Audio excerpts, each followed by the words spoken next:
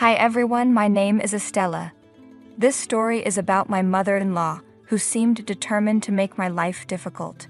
From the start, my mother-in-law, Lisa, never liked me. She's a bit old-fashioned but often takes it too far. My husband, Rhett, and I lived far away from them for years, so Lisa couldn't do much to bother me. But when Rhett got a better job near them, we moved closer, and I found myself dealing with her again. I wouldn't have minded handling Lisa because I grew up with toxic and controlling parents, so I knew how to deal with people like that. Plus, my father-in-law, Vince, was always supportive of me. The real problem started when Lisa had access to my 8-year-old daughter, Julie. Julie is a sweet child who loves being around her family. Since we were already not talking to my parents, Vince and Lisa were the only grandparents she had. I tried to put my issues with Lisa aside so Julie could have a good relationship with them.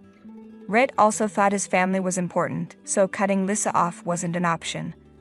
Vince and Lisa were loving towards Julie, but Lisa had one big issue. She would always say, "I don't like how you feed Julie, Estella. She's not eating everything she should. She needs more nuts for protein. You're taking away good food from her meals." I would reply, "That's because she's allergic to nuts, Lisa. I've told you before that even the smell of nuts can cause a serious reaction." But Lisa wouldn't listen. She'd say, "That's nonsense, Estella. If you keep babying Julie like this, she'll never outgrow her allergies. You need to expose her to those foods so she can overcome her allergies. What you're doing is wrong. You're depriving her of nutrients and being a bad mother. But I expected that from you." I would explain, "Lisa, we've consulted a pediatrician, and we feed Julie balanced meals. People can live without eating nuts, but Julie will have a severe health issue if she eats them." But Lisa never accepted what I said or what the doctor advised. She was convinced that exposing Julie to nuts was the only way to get rid of the allergies. I was tired of explaining that Julie simply couldn't have food she was allergic to. Lisa would just call me a bad mother and try to convince Julie to eat the foods she was allergic to. Thankfully, Julie knew what could happen if she ate those foods, so she always refused. I decided to talk to Rhett because I was getting more and more worried about Lisa. I told him, "Rhett, I'm having trouble leaving Julie alone with Lisa. She's ignoring my warnings and trying to feed Julie what she wants. I'm afraid she'll sneak some allergens into her food for exposure therapy." Rhett responded, "Don't be ridiculous, Estella. My mom might be old-fashioned, but she knows what she shouldn't do. Besides, Dad is always there to stop her from experimenting. Julie loves spending time with her grandparents. We can't just tell her to stop seeing them." But I insisted, "Lisa isn't changing her attitude about allergies, and I'm really worried about Julie's safety. We need to do something because I'm sick with worry every time Julie is with them without me." Rhett tried to reassure me, saying, "Relax, Estella. There's no need to cut off my parents over something so small. Julie needs the love of her grandparents, and she's happy with them. Since you're so worried, I'll talk to my mom. I'm sure she'll listen to me." Rhett's words were true in one way. Julie really did love her grandparents. I couldn't bear to tell her to stop seeing them. If Julie had ever told me she didn't want to see them, I would have listened. I would have stopped it right away if I had known that no one could control Lisa. Even Rhett couldn't get Lisa to change her ways, and her stubbornness led to terrible consequences for Julie. It all happened at Julie's 10th birthday party. Of course, Vince and Lisa were invited, and they promised to come. Lisa seemed unusually excited about the party, which made me feel uneasy, though I didn't know why. Deep down, I knew something was going to go wrong. Vince and Lisa were among the first guests to arrive, which surprised me since Lisa usually didn't want to spend much time around me. Lisa was carrying a big square box wrapped in birthday-themed paper. She handed it to Julie and said, "Happy birthday, dear Julie. Here's your gift. Grandma has got you the best gift ever." "Thank you so much, Grandma. The gift is so big." "What's in it?" Julie asked excitedly. "I don't know, Julie," Vince replied. "Grandma picked the gift herself and wouldn't even tell me what it is. We'll both find out when you open it. Here, Julie, open Grandma's gift and see what she got you. I'm sure you'll love it. It'll be your absolute favorite." Lisa encouraged. "Really, Grandma? I can't wait to see what you gave me. I'm so excited," Julie said with enthusiasm. "We can open all the gifts after cutting the cake, Julie. Let all your friends come first, And then you can start opening presents, I suggested. No, no, no, no. You need to let Julie open my gift before she cuts the cake. That's the whole reason I came early, to give her my gift. Lisa insisted. I started getting suspicious because Lisa was acting strange, but Julie looked so happy to get a nice gift from her grandma. The gift was big and heavy, so she was really eager to open it. Since Julie was so excited, I let her start opening her gifts when all her friends arrived. Lisa had told Julie the gift needed to be opened before the cake, and Julie was really determined to do it that way. I didn't want to make her sad on her birthday, so I agreed. But I had no idea how disastrous it would be. On her birthday, Julie and I were betrayed by the one person we were supposed to trust. Lisa not only ruined Julie's birthday, but also turned everyone against her. As soon as Julie opened her gift, she found a big cake inside the box with her name on it. Her happiness lasted only a minute before she suddenly passed out. Rhett and I rushed to our daughter, terrified and confused about what had happened. Then I noticed her throat swelling up, and I was in shock. Rhett ran to get the EpiPen, while someone else called the police. I knew who was responsible, so I turned to Lisa and demanded, "Lisa, what did you give Julie? What's in that cake?" "Nothing, Estella. It's just a normal cake. I don't understand what happened. You must have done something to make Julie faint. I warned you this would happen because you haven't been giving her proper nutrition." Lisa responded, trying to shift the blame onto me. "Don't try to blame me, Lisa. She was happy and fine just a moment ago, and now she looks like she's having an allergic reaction. Tell me what you did," I shouted, panic rising in my voice. "Lisa, you better not have put something in that cake. I knew I should have kept an eye on you when you promised to get her the best gift ever. Look at Julie, she's turning blue," I yelled, fear gripping my heart. I ignored Lisa and focused on Julie. Rhett came running with the EpiPen, and I quickly used it on our daughter. While the swelling in her throat went down a bit, she was still unconscious. We knew that taking her to the hospital was the only way to save her completely. Everyone in the room was extremely worried about Julie. I had tears in my eyes, and Rhett looked like he was about to cry too. Lisa was already crying and looked a little scared. At that moment, I decided to cut open the cake to find out what was inside. What I found shocked me to my core. "Why on earth did you give my daughter a cake filled with nuts? Are you insane, Lisa? I've told you countless times that she's allergic to nuts. What's wrong with you? You ignored my warnings and put nuts in the cake anyway. How could you be so stupid?" Lisa tried to defend herself, saying, "I was only trying to help Julie. I didn't mean to hurt her." I hated that Estella was keeping her from eating so much good food. Yes, she might have a bad reaction sometimes, but exposure to nuts would have solved the problem. Rhett was furious and shouted, "Mom, are you freaking insane? My daughter is allergic to nuts. She could have died from this reaction. Who gave you the right to decide how to handle her allergies? Look at what you've done." Lisa, still in denial, said, "I'm her grandmother, Rhett. I have the right to look after my baby. I'm telling you, she'll be fine after a while. You all are overreacting just to scare me and punish me for nothing. I bet this is all Estella's plan to make me look bad." I was livid and warned Lisa, "If I had my way with you today, you'd pay dearly for what you've done. But right now, making sure my daughter is okay is more important." As I finished speaking, the ambulance arrived with the paramedics. They took care of Julie and rushed her to the hospital with us. The doctors there said that Julie would need time to wake up and would have to stay in the hospital for a day or two. I completely broke down in the hospital, crying in Rhett's arms. He held me tight, and we comforted each other. After I pulled myself together, Rhett called Vince to let everyone know that Julie was no longer in danger. When Rhett hung up the call, I looked at him and said, "Rhett, I will never forgive Lisa for what happened today. Do you realize she could have killed our daughter?" Rhett replied, "I've been thinking about it, Estella. Trust me, I wouldn't have believed it if I hadn't seen it with my own eyes. My mother has turned so cruel that I don't even recognize her anymore. Lisa did this just to prove that you're a bad mother. She pretended she wanted Julie to be happy, but she didn't even stop to think that she was putting her in danger. Even after everything, she kept saying that you staged the whole thing. Estella, today I realized how far my mother can go to make you look bad. I can't tell you how sorry I am. I should have limited her presence in our lives a lot sooner. I failed to protect Julie from my mother. I feel like a bad husband and an even worse father, Rhett said, starting to understand the seriousness of the situation. While Vince had been a good grandfather, Lisa had crossed all boundaries that day. She had gotten away with all her previous stunts, but this time we weren't going to let her off easily. My husband and I had a serious discussion about the situation and made a decision right then and there, while Julie was still in the hospital. When we decided to go back home, Vince, Lisa, and a few guests had stayed behind to get updates on Julie's condition. It was the perfect time to confront Lisa. By the time we returned home, it had been 2 hours since the incident. We found Lisa and Vince sitting in the living room. Vince was still scolding Lisa while she ignored him and typed away on her phone. Beside them lay the real birthday cake that Julie didn't even get a chance to cut. The sight brought tears to my eyes again, but I held them back.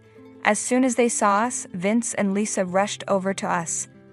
I said, "Julie is in good hands now, and she will recover soon. She's still unconscious, but the doctors are positive she'll wake up soon." Vince sighed in relief. "Thank God Julie is all right." I was going insane with worry about her condition. But Lisa, still in her delusion, said, "See, there was nothing to worry about. It wasn't even a big deal. Julie will be fine, and her immunity against nuts will improve in no time. Her allergies will be gone. I told you I know what's best." At that moment, Rhett couldn't hold back anymore. He started to yell at Lisa, tearing into her for everything she had done. Vince also joined in, giving Lisa a piece of his mind. The guests were shocked, looking at Lisa with disgust. I was burning with anger too. I said, "Enough is enough, Lisa. We've given you multiple chances to prove yourself, but even after sending my daughter to the hospital, you have no remorse for your actions. This is the last straw. We will never allow you near our or Julie's life again. You are banned from this house too." Lisa snapped back, "You have no right to tell me where I can or cannot go. My son won't allow you to cut me off over nothing. I know this is all you ever wanted, but I won't let you take away my granddaughter just because I don't agree with your parenting. Rhett knows I'm right, and he will support me." But Rhett firmly said, "Absolutely not, Mom. You will never come near me or my family again. Dad is welcome here anytime since he's the only sane grandparent Julie has. He even tried his best to stop you from hurting Julie, but today you sent Julie to the hospital, and you're still claiming you did the right thing. I don't want someone so cruel around my daughter." Lisa couldn't believe her own son was turning against her. She had always trusted Rhett to defend her, but what she didn't realize was that Rhett was a reasonable man, not deluded like her. Even the guests started to berate her, making Lisa realize she had nowhere to turn. Vince wasn't on her side either. She started screaming, "Estella, this is your fault. You set me up to humiliate me, and now you've turned everyone against me. I won't forgive you for this. You should be the one begging for forgiveness. You've ruined your own name and taken yourself away from Julie. You'll never see her again." I calmly replied, "Good luck trying to get grandparents' rights when you're rotting in jail. I bet the judge would find it amusing for a felon to ask for visitation rights after endangering her own granddaughter." Lisa's eyes widened in panic. "What do you mean, Estella? Why would I go to jail? I haven't done anything wrong." "What you did is a crime, Lisa. Exposing a child to allergens knowingly is considered a form of poisoning. I bet you didn't know that, but Rhett and I do, and we've called the police on you. You hear those sirens? They're coming to arrest you." No, you're lying. This can't be happening. You can't get me arrested for this." Lisa was in tears, begging us to drop the charges, but when 2 officers walked in and told her she was under arrest, she started holding onto our hands, pleading not to be sent to jail. Rhett didn't even look at her and told the cops to drag her away. I just gave her a cold stare and told her that her game was up. Lisa then turned to Vince, begging him, "Vince, do something, please. You can't let your wife get arrested like this." But Vince shook his head and said, "When my wife does something truly horrifying and shows no remorse, I will not protect her. Lisa, I've warned you for years to change your ways, but you never listened.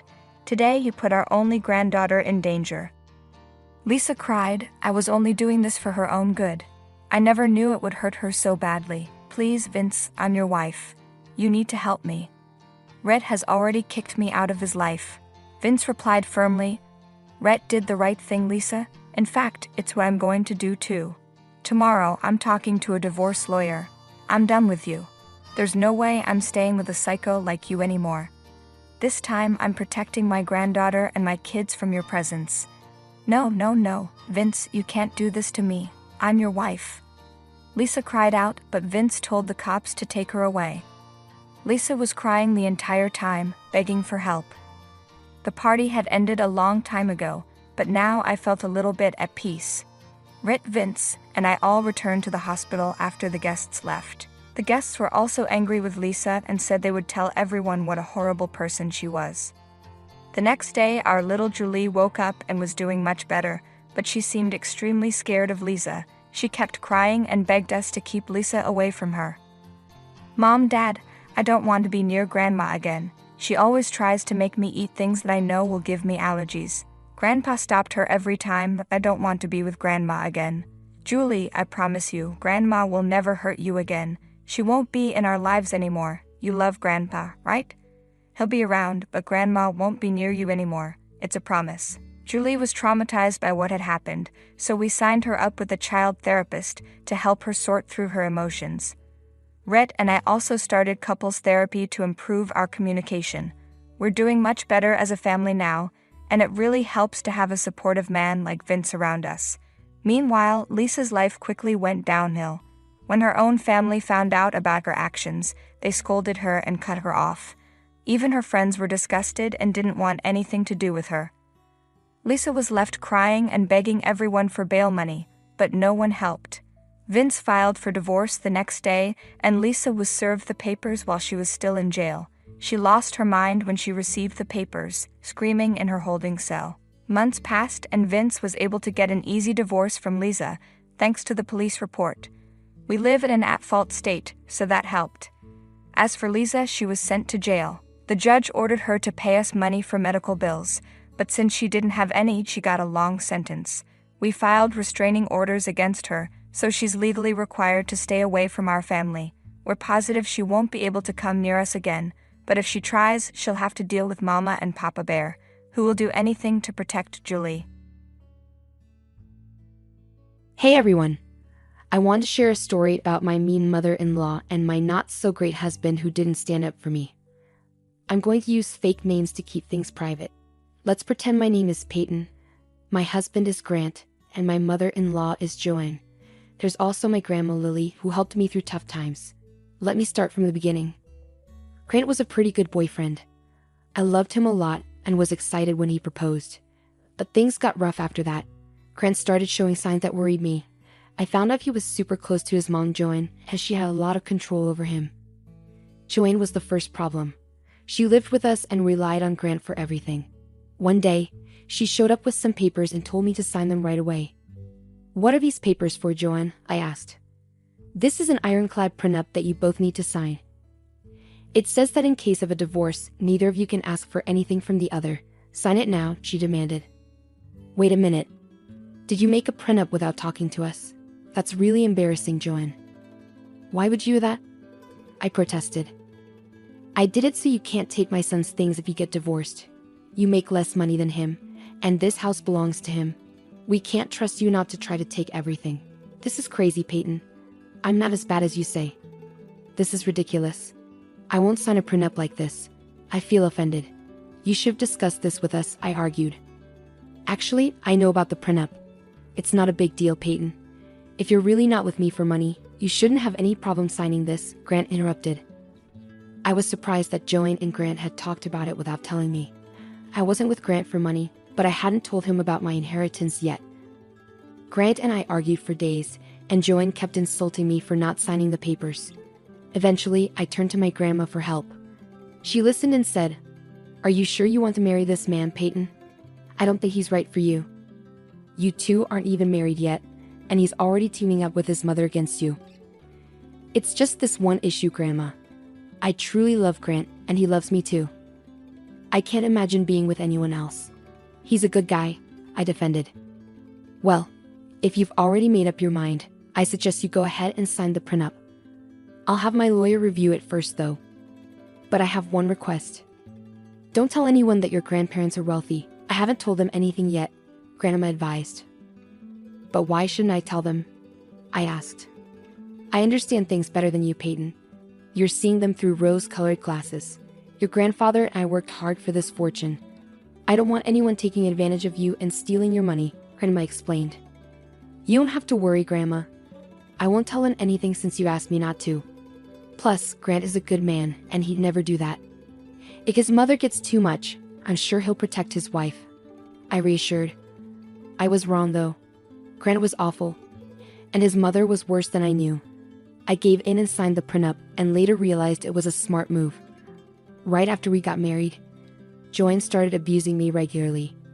Even with the prenup, she verbally and sometimes physically abused me. I'm too ashamed to talk about everything she did. But I'll share one incident that was a turning point in my marriage. One day, when I got home from work, Joanne barged into my room with a smirk. She handed me a big bag of clothes and ordered me to wash them. I didn't argue because I was used to this treatment. I knew if I refused, she'd tell Grant, and then they'd both verbally abuse me. So, I picked up the heavy bag, even though it was tough for me. As I walked down the hall, Joanne purposely tripped me, and I fell. I hurt my ankle badly and screamed in pain. Joanne just laughed and left after giving me an ice pack for my ankle. I called Grant. Grant, I fell and hurt my ankle. Your mother tripped me today. I've endured her abuse for too long. You need to do something. She's gone too far. Don't make up stories about Mom, Peyton. She wouldn't do that. You just want her out of the house and don't want to do chores. Stop lying and saying bad things about my mom, Grant argued. I'm not lying, Grant. Please trust me. Don't ignore what I'm saying, I begged.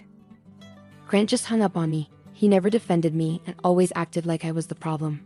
I stayed quiet because I didn't want him to leave, but this time I couldn't handle it anymore. I couldn't take it anymore. I was secretly seeing a therapist with my grandma's help because their abusive behavior was too much to handle. It was clear I had to leave. What made me even angrier was Joanne sending me nasty texts, saying I deserved what she did, and Grant never standing up to her. I was furious. I decided I needed revenge, and the chance came later. When my grandma passed away, I was sad but also relieved because she was in a lot of pain. I couldn't bear seeing her suffer. I stayed strong, thinking she was finally at peace with my granddad. Grant didn't offer any support when she passed. He didn't even come to the funeral. But he found out I inherited $250 million. Yes, they were that wealthy. Grant was shocked. He suddenly started being really nice to me when we got home. The next day, I woke up to another surprise. Joanne was standing at the foot of my bed, looking at me sweetly. I was shocked to find her in my room, staring at me strangely. I didn't know what to make of it. I had a feeling something like this might happen, but seeing my abusive mother-in-law's face change was starting to creep me out. I said, "Why are you here, Joanne? No one told me you were coming today. And why were you staring at me while I was sleeping?" "Oh, I came early to help you with chores. I made you some tea. It's right by your bed. I know how much you love tea, so I got a special batch for you," she said sweetly. "You didn't answer why you were in my room while I was sleeping. Honestly, Joanne, it's really creepy. I was just trying to massage your feet, Peyton. I know you hurt them when you fell carrying my laundry. Your feet must be sore, so I thought I could help," she explained. "You're the one who tricked me that day, Joanne. How dare you come in here and try to massage my feet? Have you no shame?" I exclaimed. Now, don't overreact. It was just a mistake. I didn't have you fall or that the laundry was so heavy. I already massaged your foot to make up for it, didn't I?" she replied. "Do you really think massaging my foot makes up for all the abuse you've put me through? You're out of your mind, Joanne. Get out of my room. I don't want to see your face right now," I demanded. "All right, I'll be in the kitchen making you breakfast. You don't have to worry about a thing. I'll take care of everything, including making sure Grant has everything ready. You just take your time and freshen up," she said sweetly before leaving. Her sudden change of behavior left me feeling unsettled. Even as I lay there, I couldn't shake the feeling that she had invaded my privacy and was acting strangely. Money can make people do strange things, you know. Joanne is a perfect example. Grant must have told her to be nice to me to avoid any issues with my inheritance, which probably prompted her visit. But neither Grant nor Joanne knew that they wouldn't get their hands on my fortune. I had made sure of that. I got out of bed and dressed in my best clothes. It was my day for revenge, and I wanted to look my best. My therapy had been helping, and I finally had the confidence to stand up for myself. I went down to the kitchen with my bag in hand. Inside were some important documents I needed to send out today. I think you can guess what I was about to do. I found Grant and Joanne in the kitchen, looking very pleased and whispering to each other. When they noticed me, their smiles widened even more. Grant pulled out a chair for me while Joanne started preparing a plate for me. I said, "Why did you make breakfast today?" "I could have done it myself." "You didn't have to go through the trouble." "It's no trouble at all, Peyton. I'm happy to do this for you. It's just breakfast. My mom can help out. You don't have to worry about any chores from now on. Once we sell the house and move to a mansion, I'll hire a housekeeper. Until then, my mother can take care of everything. I'll help her too. You think buying my medicines is a waste of money, but suddenly hiring a housekeeper is affordable for you. And how do you plan to buy a mansion? Robbing a bank lately?" I retorted. "Don't be absurd. We have enough money to do anything we want now." "You just inherited a lot from your grandmother," Grant replied confidently. "Yes, Grant's right. Finally, we're rich. We don't have to worry about money anymore. Your inheritance will last us the lifetime. We can do whatever we want now," Joanne added. "Yeah, I've been thinking about quitting my job. I was getting burnt out here anyway. Maybe we can take a vacation and have some fun. What do you think?" Grant added. I burst into laughter at their words. I couldn't believe what I was hearing. It had only been a day since I got my inheritance and they were already making plans. They really thought I'd just hand over the money and let them do whatever they wanted. As if pretending to be nice would erase years of abuse from my husband and mother-in-law. Joanne and Grant looked uncomfortable with my laughter, trying to avoid eye contact. Maybe even they realized how ridiculous their plans sounded, holding on to the hope that I'd forgive them magically. After laughing for a moment, I said, "Wow, it's only been a day since I got my inheritance and already you're changing your tune so drastically. Money really does make a difference, doesn't it? Let's not dwell on the past now. We had no idea this good fortune was coming our way. We would have treated you better if we knew. Keeping secrets from your husband and in-laws isn't right, Peyton. That was sneaky of you. Anyway, what should we do with all this money?" "I was thinking of buying a house and going on a Caribbean vacation." "Don't just say house, Grant. Say mansion or villa. We could even get a penthouse. It would suit our new status better. We're millionaires now after all." "All my friends would be so jealous," Joanne added excitedly. I listened to their chatter and casually took out the documents I'd been hiding in my folder. Joanne and Grant looked at me expectantly, as if I was about to hand them papers saying all the money was now theirs, but they were in for a shock. I held the papers in my hand and said, "I need to correct you both. We're not millionaires. I am. The money is mine. And I inherited it." "Yes, you got the money, but we share everything. We're married, so you should share your money with me," Grant insisted. "And as your mother-in-law and your only family right now, you should share the money with me too. We're family after all. You're my daughter as much as Grant is my son," Joanne added. "It's ironic how suddenly I've become your daughter, Joanne. Until yesterday, I was just a witcher's son married. Anyway, don't get too carried away. We won't be family anymore." "Not that we ever really were," I retorted. "What do you mean, Peyton?" "I'm your mother-in-law, so I am family," Joanne protested. "How could you be my mother-in-law when I won't be married to your son anymore? If Grant loses his title as my husband, you'll mean less than nothing to me," I replied firmly. "What's going on, Peyton? Why won't I be your husband anymore? What's this about?" Grant demanded. "Well, I filed for divorce. I did it the day after my grandma died. I won't be staying with you anymore, Grant. You're a terrible husband and don't deserve to be one," I declared. With that, I threw the divorce papers on the table. Grant and Joanne both read the papers to see if I was telling the truth. When they finished reading, their eyes widened in disbelief. They looked at each other with worry, realizing the seriousness of the situation. I guess they didn't think I'd have the courage to file for divorce. They said, "What's this, Peyton? Why are you filing for divorce? This doesn't make any sense. You think I'm weak enough to stay in an abusive marriage forever? Why are you surprised, Grant? I warned you this was coming. I told you the day Joan tricked me. My God, why are you still dwelling on the past? I've already apologized for it, and it's over.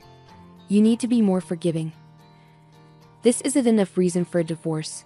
Mom has already made up for that, Grant argued.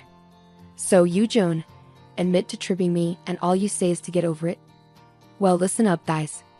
I'm divorcing both of you and you won't get a penny of my inheritance. I can't believe I fell in love with such a horrible man like you, Grant. I'm ashamed I tried so hard to impress a monster like you, Joanne. But this abuse stops now. We're definitely getting a divorce, and we can do this the easy way or the hard way, I asserted. Suddenly, Grant and Joanne looked furious with me. I guess they didn't like being called out for their behavior. They knew I was serious about the divorce since I'd already filed for it. It wasn't a threat to get what I wanted. They were now willing to comply with my wishes because I had a lot of money. What's the point of divorcing me, Peyton? You have more money than me because your inheritance is our marital asset. I'll get half of it anyway. You might have half, but most of it will be spent on the lawyer. Did you forget about the prenup we were forced to sign? Your dear mother-in-law can remind you of it. She insisted we sign it, Grant retorted. It suddenly hit them that they'd screwed themselves over. Back then, they never imagined I'd become a millionaire. They wanted to protect themselves because they knew no reasonable woman would stay with them after their abuse. The prenup was their way of avoiding consequences for their actions, but this time, they'd only hurt themselves. They'd dug their own graves. The prenup was in the past. I'll consult a lawyer and see what options we have. We won't let you walk away with all that money. You're just using this to threaten us. You can't do anything to us, Peyton. We'll take your money and do as we please with it, Joanne snapped. So, you're planning to fight me in court? Don't worry, Peyton. We'll make this tough for you. You can't make decisions on your own. I'll fight you in court. You can't get divorced without my signature, remember that? Grant threatened. Really, Grant?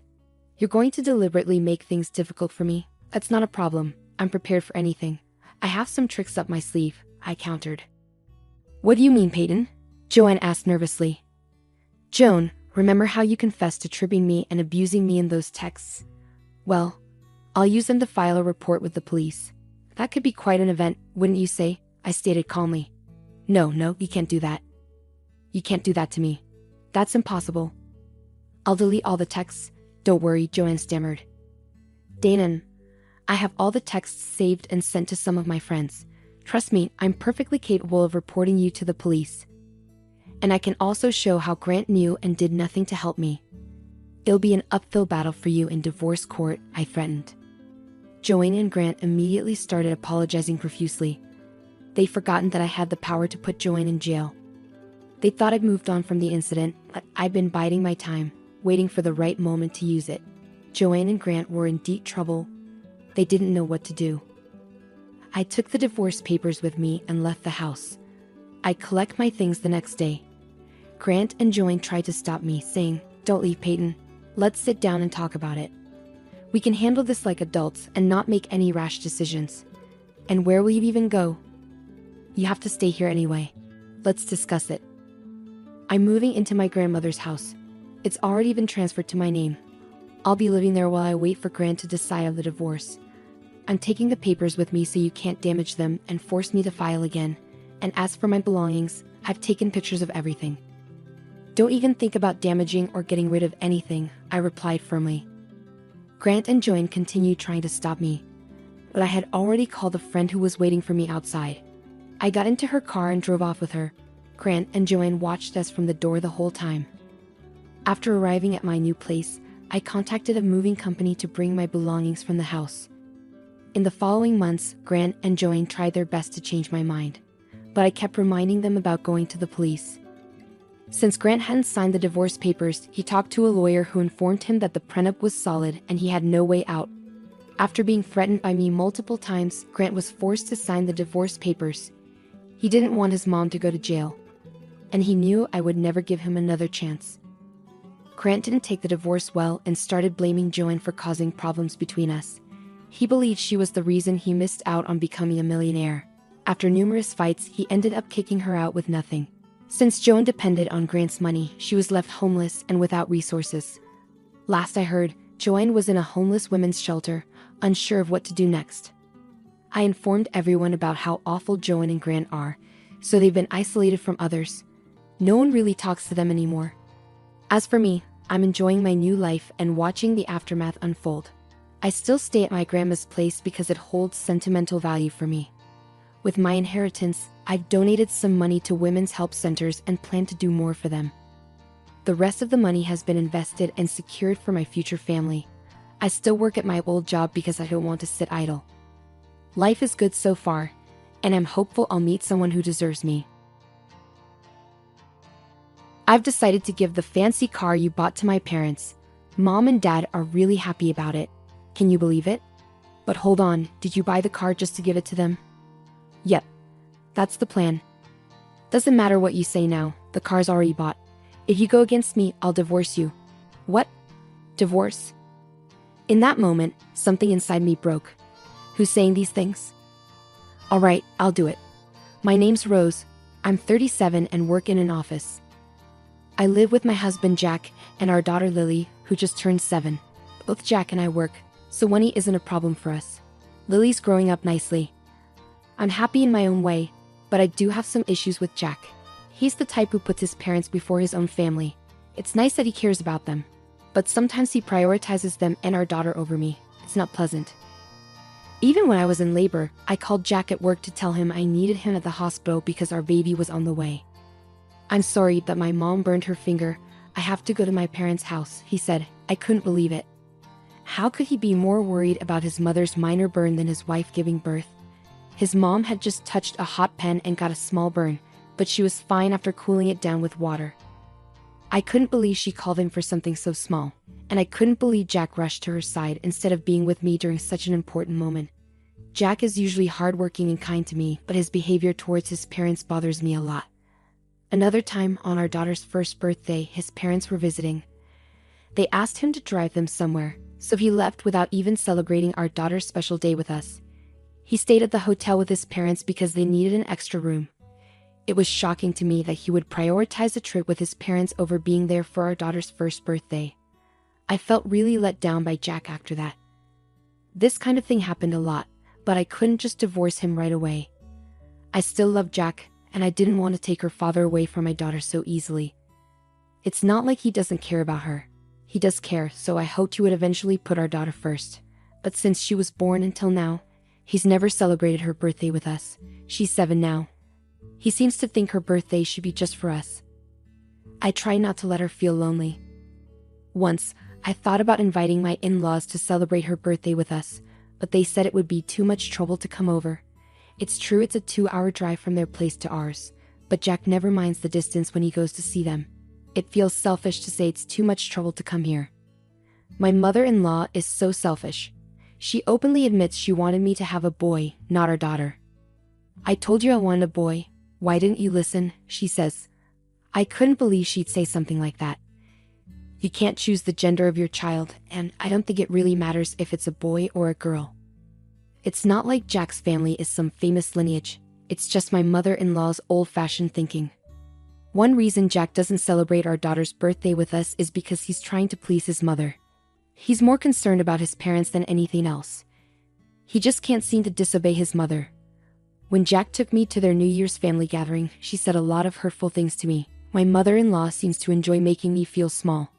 She criticizes me about not having a boy, but also about other things. She treats me like a servant, making fun of me in front of everyone. She even downplays my job, saying it's just data entry when it's actually engineering. I've tried to explain it to her, but she never listens. Plus, data entry is a respectable job too. I don't know why she looks down on it. I'm sure she can see our daughter, but she ignores her. She gives gifts to other relatives' kids during New Year's, but not to our daughter. And it makes me furious that Jack doesn't stop her.